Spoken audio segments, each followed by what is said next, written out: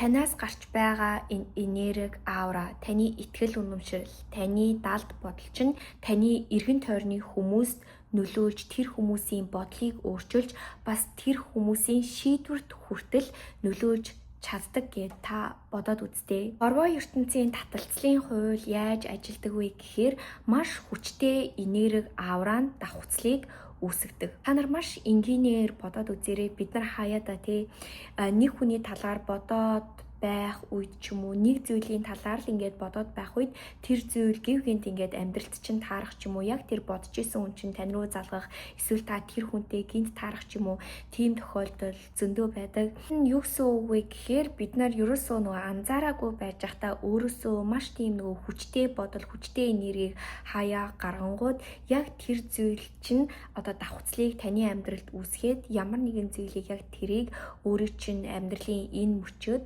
авчирч байна гэсэн үг. Тэгээ үүнийг бас шинжлэх ухаанчид маш сонирхолтой аргаар нотолсон байлээ. Энэ нь яасан бэ гэхээр та нар ингээ нөгөө сүрэг далайд ингээ яваад идэг загсуудыг харж ирсэн. Биологи судлаачид эдгээр сүрэг загсыг яаж эдгээр загас бие биентэйгээ ингэж нэгдээд нэгэн зүг чиглэлтэй бүгдээрээ ингэж явдаг юм болоо гэж судлаад үтсэн гинэ. Тэгсэн чинь судалгааных нь хариу нь маш сонирхолтой байсан. Эдгээр загас нар ерөөсөө хамгийн хурдан, хамгийн том, хамгийн хүчрхэг загсаа дагаагүй. Гэхдээ ямар загсаа дагаж хөдөлж байсан бэ гэхээр яг тэр хаашаа явах зүг чиглэлээ мэддэг тэр загсыгаа тэр ганцхан загсыг бүгдээрээ дагаж нэг чиглэл рүү бүгдээрээ тэгж хөдөлж исэн. Тэгэхээр энэ нь ертөнцийн хуулиар юуг харуулж байна вэ гэхээр хэрвээ танаас энэ гарч ирж байгаа энерги, vibration та өөрөө хаашаа явах зүг чигээ мэдэж байгаа бол хорвоо ертөнцийн бүх зүйлс яг таны тэр энерги, vibration-ыг чинь дагаад тантай нэг чиглэл рүү одоо хөдөлдөг гэсэн үг. Энэ нь бас ертөнцийн хуулийг нотолж байгаа хүчтэй хүчгүүдээ нөлөөлдөг гэд. Хэрвээ та нар санаж байгаа бол өмнөх бичлэгээрээ би хэрхэн энэ өндөр давтамжтай энерги нь бусад зүйлсийг тань руу манифест хийж татахад тусалдаг вэ гэдэг талаар хуваалцсан байгаа. Яагаад вэ гэвэл энэ өндөр давтамжийн энерги нь маш хүчтэй бөгөөд ийм хүчтэй энергийг хүн өөрөөсөө зацруулж байх үед ийм доогуур долгионтой энергитэй, доогуур vibration-тэй хүмүүс нь өөрийн ирэхгүй таны амьдралд давхцал болж одоо орж ирдэг гэсэн үг. Магадгүй би одоо ингээд яг өөрийнхөө энерги vibration-ыг өсгөх хэрэгтэй мэн. Би яаж өсгөх вэ гэсэн бодлоо танд зөндөө орж ирж байгаа байх. Тэгээд би бичлэгээ эхлэхдээ хэлсэн зөвхөн энерги vibration гэлтгүй таны далд бодол, итгэл үнэмшил чинь яг таны амьдрал руу бүх зүйлийг татдаг. Ягаад гэвэл итгэл үнэмшил, далд бодол гэсэн үг нь юу гэсэн үг вэ гэхээр таны ингээд байнга бодож явдаг, таны анзаардаггүй бодууд гэсэн үг. Та магадгүй гаднаа би баян хүн, би гоё, би хөөрхөн гэж хэлж байгаа ч гэсэн хэрвээ та дотроо би арчаагүй амтан штэ, би царай муутай штэ гэсэн одоо далд бодод итгэл үнэмшилтэй бол тэр итгэл үнэмшил чинь хамаагүй илүү өндөр энергийн vibration-ыг танаас гаргаж ийн гэсэн. Яагаад гэвэл та итгэл үнэмшилтэйгээ өдөр болгон амьдарч байгаа гэсэн үг шүү дээ. Би бас та нарт өөрийнхөө анзаараагүй далд бодлороо хэрхэн зөндөө олон зүйлийг татаж байсан бэ гэдэг талаараа хайлт хуваалцъя гэж бодлоо.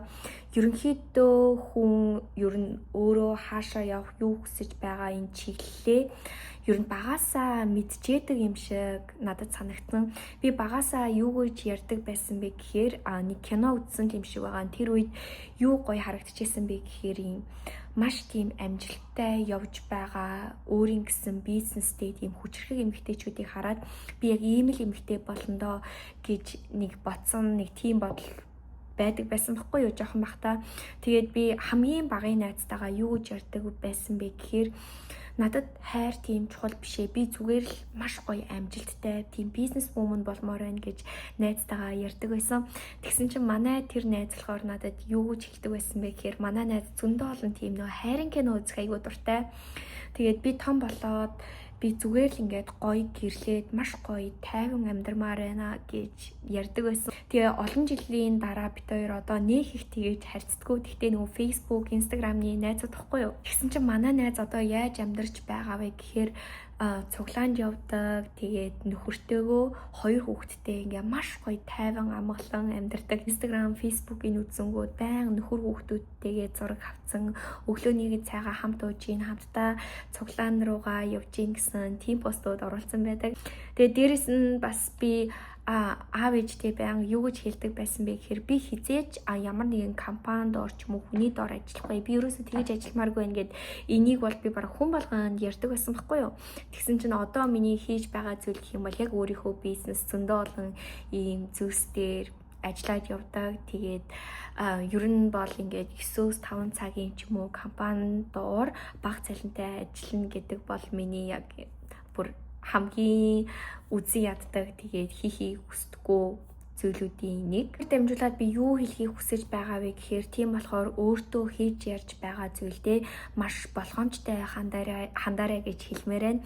Тэгээд би уг нь бол түрүүн хэлсэн, уг нь бол энэ далд бодол итгэл үнэмшил чинь илүү их амнаасаа гаргаж байгаа үгнээс илүү нөлөөлдөг гэж. Гэвч хүн ингээ нөгөө амнаасаа нэг үгийг яриад хүмүүст яриад яваалаа штэ. Тэнгүүд өөрөө тэр үгэндээ итгэж эхэлдэг байхгүй юу? Тэгэхээр таны үг ч гэсэн бас маш их хүчтэй гэсэн. Тэгээд таны амнаасаа гаргаж байгаа үг, бодол, итгэл үнэмшил чинь ер нь бүгдээрээ холбоотой. Тэгээд та өөрийнхөө чиглэлийг мэдэж байхад хорвоо ертөнцтэй яг таны тэр чиглэлийг дагсан давхцал, зүйлс, боломж гэх бүх зүйлийг чинь бүтээгээд яг одоо энэ байгаа миний амьдрал, таны амьдралыг бүтээсэн байна гэсэн. Миний бодлоор би өөрийнхөө хүсгүй зүйлийг татсан юу байсан бэ гэхээр би далд бодол дотроо хайр дурлалын тал дээр баг зэрэг буруу бодолтой байсан юм бэ. Сүүлд би өөрийн ирэхгүй нэг тийм бодолтой болцсон байсан байхгүй юу. За магадгүй хайр тийм чухал биш юм байна. Яг чамааг дэмждэг, чам бүх зүйлийг өгч чаддаг тийм эрхтэй хүний амьдралд хэрэгтэй юм байна гэсэн бол өөрийн ирэхгүй ороод ирсэн байсан. Ягаад гэвэл нэг тэгэж хүнд дурлахгүй байсан. Тэгээ дээрэс нь намааг тойрч байгаа янз бүрийн найзууд маань аль хэдийн нөгөө залуудаа гэрэлцэн. Тэгээ нөгөө санхүү гэх тиймэрхүү асуудал нь маш хэцүү байгаа гэсэн учраас эдгээр хүмүүс дандаа юу гэж зөвлөдөг вэ гэхээр хайр ингээд хааштай жоохон байж байгаа алга болчтiin байлээ. Гэхдээ тэр хүнийг харах чухал юм байлээ. Санхүүгийн байдал нь бас үнэхээр чухал юм байлээ шүүгээ дандаа тэгж ярьдаг байсан байхгүй юу. Тэгээд тэрийг ингээд өөрийн ирэхгүй сонссоор байгаа тийм бодолтой болсон байсан. Тэгээ болцоонд явсан чинь миний амьдрал дандаа тийм эрхтэй хүмүүс гарч ирээд байсан. Надад бүр ингээд үнэхээр сайн тэг янз бүрийн ингээл бүх юм хийж үгүй гэж хэлдэг, зөндөө олон зүйлийг санал болгодог, хүндэтгэлтэй ханддаг тийм залуучууд байсан ч гэсэн ерөөсөө надад тийм үү гоё мэдрэмж ч юм уу төрөөд эсвэл тэр хүн надад ерөөсөө таалагдах ч юм уу тэр хүнд ерөөсөө татагдаж чадахгүй тийм байгаад байсан. Тэгээд бодоод байсан чинь би өөрийнхөө яг ингээд нөгөө даалд итгэл үнэмшлэр дандаа яг тийм эрхтэй хүмүүсийг татсан байсан юм бэлээ. Тэгээд би үүнийг яаж мэдсэн бэ гэхээр би нэг залуутай зүгээр ингээд нөгөө юм ярьжсэн байхгүй юу. Тэгээ ярьжсэн чинь ер нь эрэгтэй хүн тийм л байх хэрэгтэй шүү дээ гэд хэлсэн чинь тэр залуу надаа юу гэж хэлсэн бэ гэхээр чи айгүй бага зүйлийг хүсэж штэ. Чи бүх юмтай байж иж болно. Чамайг хайрладаг, чи хайртай. Дээрээс нь чамайг дэмждэг. Дээрээс нь ингээд чамд маш гоё хүндэтгэлтэй хандаад чамд ийм гоё princess treatment өгдөг тийм залуучууд ч гэсэн байгаа. Чи бүгдийг хүсэх ёстой гэж хэлсэн чинь би нэрээ тийм биш. Би яагаад тэгж бодоогүй болоо гэд тэр бодлоо одоо өөрчилж эхэлж байгаа. Тэгээ удахгүй бас тийм залуу гарч ирнэ гэж бодож байна. Ягаад гэвэл би яг ингээд даалт бодол дээрээ ажиллах үед яг тэр зүйлүүдээ ингээд татаад байгаа юм шиг санагддаг. Тэгээ өнөөдрийн юм бичлэг та нарт маань таалагдсан гэж бодож байна. Яг надтай адилхан та нар ч гэсэн зөндөө олон даалт бодол сонсож итгэж байсан зүйлсээрээ өөрийнхөө амьдралд хүсэхгүй зүйлээ зөндөө татаж байсан гэдэгт би бол үнэхээр итгэлтэй байна. Тэдгээр зүйлээ бүгдээрээ доор хуваалцгаая. Тэгээд бид нар өөрөөсөө суралцсан магадгүй миний ерөөсөө бодож байгаагүй даалт бодол итгэл үнэмшлээ нөгөө анзаараагүй байсан зүйлийг таны итгэл үнэмшлээс би бас харж болно. Хүн яг нөгөө анзаарч мэдэрчээж л тэр зүйлээ өөрчилж чаддаг. Тийм болохоор танаас ч гэсэн би суралцахыг хүсэж байна. Доор тэгээд хуваалцаарай. Тэг хэрвээ та бас энэ manifestation, эрүүл хооллолт гэх бүх зүйл дээр алхам дараалтайгаар хамтдаа ажиллаад явъя гэж бодож байгаа бол миний сургалтын дээр заавал суугаарай. Сургалтын дээр би зөв хооллол, тэгээ manifestation сэтгэлгээний талаар заагаад явдаг. Тэгээ сургалтын хамгийн онцлог нь юу вэ гэхээр ард нь хийдэг даалгаврууд байдаг байхгүй юу?